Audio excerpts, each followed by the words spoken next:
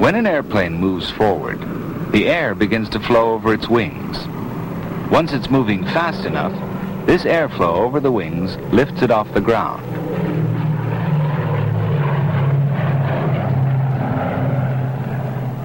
In flight, the airflow over the wings continues to support the airplane and keeps it up in the air, provided it's moving forward fast enough.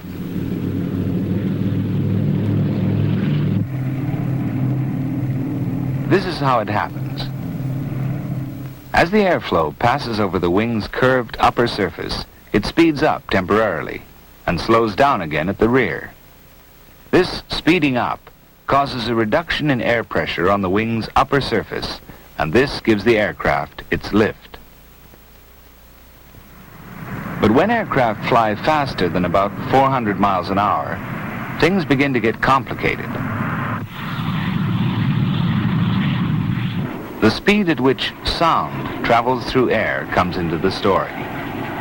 This film will describe some of these complications and show why aircraft intended to fly at speeds near or above that of sound have to be designed differently from low-speed aircraft.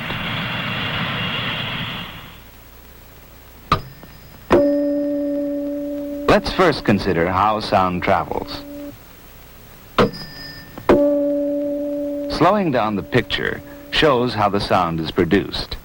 The vibrating prongs give the air a succession of pushes, and like pressure waves along a spring, the sound waves travel on through the air. Sound waves are, in fact, one kind of pressure wave. Like ripples on a pond, they spread out from their source in all directions.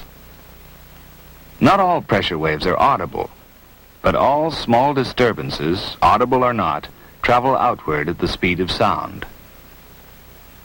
Watch this explosion a mile away. Its sound takes 5 seconds to reach us. At sea level, sound travels at about 760 miles an hour.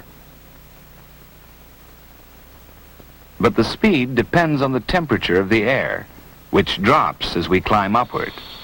In the stratosphere, which begins at about 36,000 feet, the speed of sound is only about 660 miles an hour because of the lower temperature.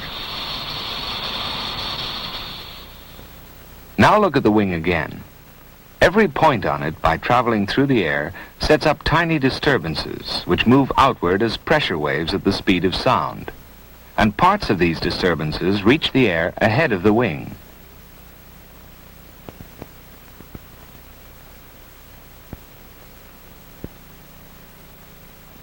Here, smoke is used to show how the air flows.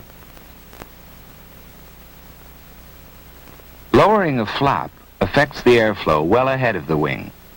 This is because the tiny pressure waves warn the air ahead of the wing's approach. This warning allows the air to part smoothly round an aircraft, provided it's flying well below the speed of sound.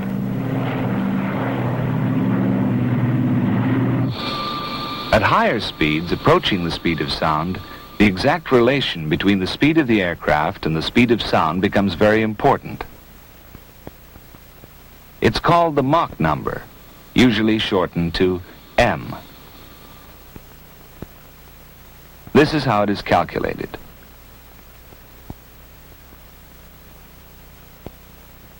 This aircraft has flown 6/10 of a mile in the time the sound wave traveled 10/10 of a mile.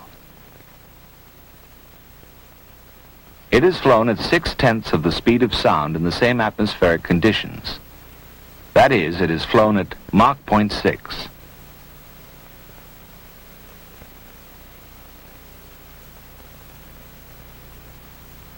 This aircraft is flying at Mach 0.9.